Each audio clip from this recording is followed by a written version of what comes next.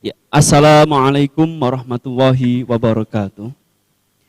Alhamdulillah kita berjumpa kembali dengan keadaan sehat walafiat dan mudah-mudahan apa yang kita dapatkan pada kesempatan siang hari ini tentunya diberikan keberkahan, manfaat sehingga apa yang kita pelajari pada pagi siang hari ini nanti benar-benar menjadikan atau membuat bekal kita, skill terhadap skill kita untuk kedepannya. Dalam pembelajaran pada siang hari ini, kita akan melaksanakan yaitu pembelajaran seni budaya dan bimbingan dan konseling. Akan tetapi untuk pertemuan pada hari ini, kita akan belajar tentang seni dan budaya dulu. Besok di lain hari kita akan bertemu dengan pelajaran bimbingan dan konseling. Ini berkenaan dengan karena waktu ya. Dan mohon maaf ada sedikit gangguan tadi sehingga anak-anak menunggu ya Pak ya. Ya. Ya, yang kita pelajari hari ini yaitu adalah seni lukis dan seni patung. Kita fokus ke seni lukis terlebih dahulu. Kalau dulu kalian di kelas 7, kalian sudah diajarkan tentang seni menggambar. Sekarang naik tingkat menjadi seni lukis. Tentu ada perbedaan ketika menggambar dengan melukis. Kalau menggambar, biasanya dulu kalian lebih kepada bahan-bahannya yang berbeda. Karena masih menggunakan kertas, ya kan? Terus kalau melukis, sudah bahan-bahannya sudah beda. Dengan kain, dengan cat warna, ya, sehingga ini mengalami sebuah peningkatan karena kalian sudah kelas 9, sudah otomatis apa yang kalian ajari ini, apa yang kalian pelajari tentunya lebih ya sedikit berat ya. Tapi kalau kita pelajari pasti insya Allah bisa. Seni lukis adalah cabang seni rupa yang diwujudkan melalui karya dua dimensi bermediakan kanvas atau permukaan datar lain yang diisi oleh unsur-unsur pokok garis dan warna melalui cat atau pewarna dan pembubuh gambar lainnya. Ini dari kami atau panitia sedang mengusahakan kalian bisa melihat PowerPoint yang sudah saya buat sehingga kalian bisa menyimak juga tidak kebingungan karena ini sebetulnya teori itu tidak begitu banyak, tapi yang terpenting adalah prakteknya begitu. Kami berharap kalian memahami terkait dengan hal ini. Jadi kalau seni lukis itu ada medianya adalah ada kanvas. Sehingga kalau kemarin kanvas kalian kesulitan, ya kainnya seadanya, bisa kain yang berwarna putih, ya kain kafan Pak, ya boleh. Kalau kemarin itu teman-teman di kelas 9 pakainya kain kafan, atau kain baju yang memang sudah tidak terpakai itu dipotong, ya jangan baju temannya yang baju warna putih, ya digantungke terus kemudian diambil, repot nanti. Yang pertama, ya, kita kemudian masuk kepada aliran-aliran di dalam seni lukis. Ya. Aliran yang pertama adalah impresionisme. Ini merupakan aliran yang hanya menggambarkan kesan sederhana dari apa yang dilukiskan. Aliran ini mengusung keakuratan warna pada pencahayaan objek yang dilukis berdasarkan teori proses terjadinya warna melalui sapuan-sapuan kuas kecil. Ya. Jadi ada sapuan-sapuan kecil yang diberikan di atas kain tersebut, tidak usah tebal ya, tipis. Kemudian nanti akan berbentuk sebuah gambar. Ini sebelah sudah saya contohkan. Nah ini bisa di slide yang nomor 4 Pak, coba dibuka. Itu sudah ada contohnya.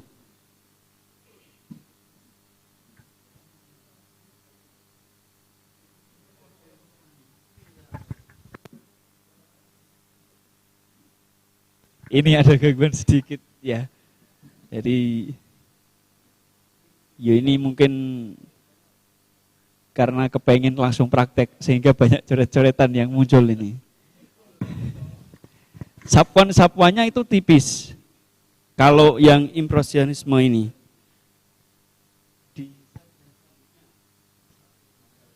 Coba slide yang selanjutnya. Selanjutnya lagi. Nah, ini contohnya. Nah, inilah contoh kalian ketika menggambar ya, model impresionisme. Sapuan-sapuan kecil, tipis saja. Jadi tapi ada warnanya. Jadi, sehingga kelihatan bahwa ini akan menunjukkan gambar berbentuk apa ini? Seorang manusia, ya, perempuan dan laki-laki, yang perempuan membawa payung. 2, aliran naturalisme. Aliran ini ya, menggambarkan keadaan alam. Melukiskan segala sesuatu sepersis mungkin dengan keadaan nyata.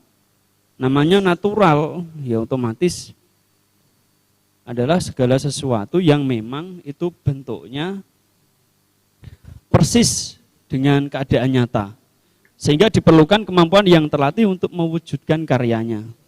Ini kayak foto ya. Padahal ini aslinya adalah sebuah lukisan. Jadi persis dengan nyata. Apakah di dalam atau ketika melukis itu perlu imajinasi atau hanya imajinasi saja atau bagaimana? Tidak. Di dalam melukis itu juga ada yang namanya tiruan. Di mana ketika orang menggambar atau melukis itu berada di lokasi. Ya, tiruan tersebut bisa langsung dilihat dan bisa langsung dilukis. Kalau imajinasi berarti tidak perlu berada di lokasi, tetapi apa yang dia lihat kemudian masuk ke dalam otak, direkam, di-save ke dalam otak, dan kemudian dituangkan di dalam kain kanvas itu sendiri. Nah, ini namanya imajinasi. Bagus mana Pak antara kedetailannya lebih detail tiruan? Kalau imajinasi pasti ada yang kurang, tapi itu bagus untuk melatih otak kita ya. Yang ketiga, aliran abstraksionisme. Aliran yang menggunakan ekspresi spontan untuk menciptakan karya abstrak. Pelukis abstrak ekspresionisme menumpahkan cat langsung ke kanvas, mencipratkan cat dengan tongkat. Tidak hanya tongkat sebetulnya, bisa juga dengan benang atau yang lainnya, atau kemudian dengan kuas. Itu bisa. Nah, ini contohnya. Aliran Pictura metafisika. Kalau kalian dengar metafisika itu berarti sesuatu yang memang tidak bisa dilihat dengan mata atau kasat mata. Apakah harus menggunakan indera 6? Nah, itu yang biasanya ya mungkin anak-anak sudah paham ya. Sehingga bagaimana caranya bisa dengan kemudian matanya ditutup. Karena metafisika itu timbul bisa dari batin. Ya. Nah, ini contohnya. Ada anak kecil yang kemudian digambar itu bersama ibunya. Nah, mungkin ada di suatu tempat yang kiranya memang tempat tersebut tidak bisa dilihat oleh mata. Aliran gotik, nah ini bukan berarti goyang itik, itu tidak. Aliran seni lukis ini menekankan objek ya, berupa tokoh-tokoh suci, raja, ratu, tempat ibadah, istana, ya, atau yang lainnya yang berhubungan dengan dinasti.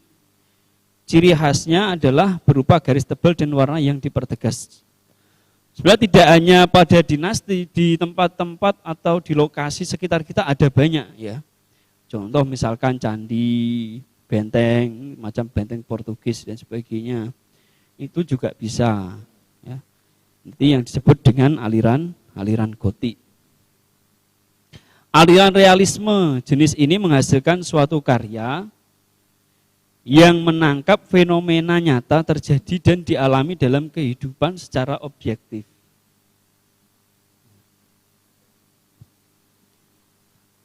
Aliran realisme.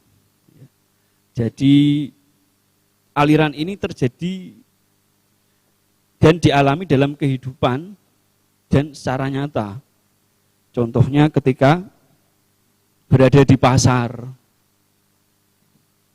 Ya. Nah, ini bisa dilihat. Nah, ini contoh bentuk lukisan yang memang orang melakukan kegiatan sehari-hari di pasar. Ada jual beli, jadi ada orang yang menjual dan ada orang yang membeli. Ini tiruan ini bisa tiruan karena kondisinya memang kepengen melihat kondisi real dan secara objektif. Ya. Aliran ekspresionisme merupakan jenis seni lukis yang menganggap bahwa ekspresi merupakan elemen penting yang digunakan untuk menciptakan karya lukis. Lebih kepada bentuk ekspresi. Ya. Seni ini terlahir dari sebuah emosi murni dari dalam hati dan dituangkan dalam bentuk gambar. Jadi ekspresi tersebut kemudian digambar. Nah, ada orang ngapain ini? Ini kayaknya biasa gambar itu atau lukis itu biasa, tapi lukis itu bisa bermakna segala sesuatu tergantung orang yang melihatnya. Saya bisa menganggap bahwa ini sedang kaget ekspresinya. Saya bisa menganggap bahwa ini sedang bingung. Mungkin bingung karena kondisi saat ini, bingung piye carane ngadepi virus corona iki. Mungkin bisa jadi yang lainnya, tergantung orang menilai. Aliran Fauvisme, sebuah keunggulan dari aliran Fauvisme adalah aliran ini berhasil membuat warna menjadi unsur seni yang independen. Warna tidak hanya menjadi warna baju, warna langit atau warna kulit, namun menjadi salah satu unsur yang berdiri sendiri, ya, tanpa menjadi representasi fisik apapun. Biasanya orang menyebut warna ini, ya, itu atau gambar ini atau lukisan ini itu sebagai lukisan yang galak, ya, karena dilihat dari warnanya. Galak itu bukan, lanjut Pak, bukan yang ini. Next ya. Lukisan ini, jadi karena warnanya yang terang itu sehingga dan cerah, ya, sehingga orang menyebutnya adalah lukisan yang galak, ya. Orang kuno itu mengatakan bahwa lukisan, lukisan ini seperti lukisan serigala. Serigala ku galak atau enggak? Ya, pokoknya itu orang-orang kuno mengatakannya begitu. Kemudian yang selanjutnya aliran romantisme. Kalau romantis, ya ini pasti khas dengan nilai sebuah peristiwa yang menarik, istimewa, dan juga indah. Ya, dapat berupa kejadian, entah itu menyenangkan, ya, hubungan percintaan atau lukisan-lukisan masuk berparas anggun. Saya contohkan di sini, lanjut ya. Lanjut Pak, dilihatkan untuk lukisannya. Saya contohkan di sini adalah gambar seorang laki-laki yang sedang duduk di pinggir sungai. Bagus tidak kira-kira? Indah tidak? Kalau saya mengatakan ini indah. Kalau ini terjadi memang nyata seperti ini di Kudus, ya viral. Ya, kayak di Puserangin. Puserangin beruntung belum ditutup, Pak. Ya, mudah-mudahan tidak seramai yang kemarin terjadi di Pati itu ya. Aliran surrealisme. Ini memperiksa objek-objek yang dilihatnya secara natural. Jadi menjadi objek yang ada dalam sebuah mimpi. Ya. Jadi sesuatu yang tidak mungkin itu digambarkan di sini. Ada Pak yang tidak mungkin itu? Ada. Ya. Dilanjut. Ya. Next. Nah ini kan tidak mungkin. Ada jam tangan, kemudian di mana ini? Di meja, dilukis, digambar seperti meleleh. Itu kalau kondisi nyata ya tidak mungkin. Sehingga ini namanya surrealisme. Jadi kayak mimpi gitu loh. Hanya berangan-angan atau berandai-andai saja. Andai saja kursi itu hanya berkaki satu tapi di atas itu kan nggak mungkin. Nah, itu digambar. Ya masalah enggak? Ya tidak. Bagi orang-orang yang memang senang dengan lukis. Aliran klasikisme ini menggambarkan tentang gambaran yang secara klasik serta mempunyai karakter dengan ciri khas tersendiri. Banyak ditemukan di Nusantara dan di mancanegara. Contoh sebuah kerajaan, lanjut digambar itu ada. Ya, di sebuah kerajaan itu ada orang memegang pedang. Ya inilah kondisi-kondisi yang terjadi di aliran klasikisme. Aliran konstruktivisme merupakan aliran seni lukis yang menekan pada penggambaran sisi seni sebuah bangunan. Dilanjut Pak. Nah ini bangunannya ada tangga atau di dalam rumah. Ya. Ini konstruktivisme, konstruksi ya kalau orang biasa mengatakan. Aliran kubis, lukis yang memiliki bentuk geometris seperti segitiga, kubus, segi empat, silinder, lingkaran, bola, kerucut, dan kotak-kotak. Coba kita lihat contohnya. Nah ini sebuah bangunan ya, yang kemudian dibentuk ada segitiga, ada kubus, macam-macam bentuknya. Bahkan pohon pun juga bisa. Ada orang yang mengatakan, wah ini kok kayak lukisan. Iya memang ini sebuah lukisan. Tapi yang alirannya aliran kubisme itu tadi. Aliran pointilisme merupakan aliran seni lukis yang menggambarkan sebuah objek menggunakan titik-titik. Mungkin kalian di kelas 7 dulu, nah ini sudah pernah menggambar pointilisme yang dulu sudah pernah saya praktekkan ya sama anak-anak. Nah ini titik-titik itu titik-titik semuanya. Bisa dengan kopi, biji-bijian itu bisa. Aliran futurisme, futurisme. Ya. Aliran seni lukis yang menggambarkan objek lukisan yang terlihat seperti bergerak. Digambarkan beberapa kali secara perspektif secara sama. Aliran ini menekan pada keindahan gerak garis visual. Nah ini lanjut Pak. Ini semacam ada berapa wajah seakan-akan bergerak.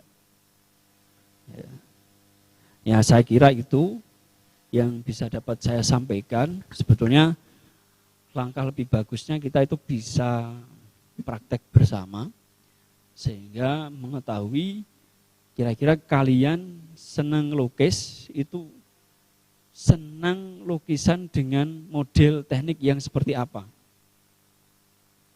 Ya, sehingga nanti kita bisa melihat oh kekurangannya di sini, kelebihannya di sini.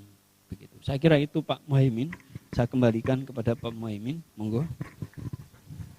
Terima kasih kepada Bapak Jamaluddin yang telah menyampaikan materi seni budaya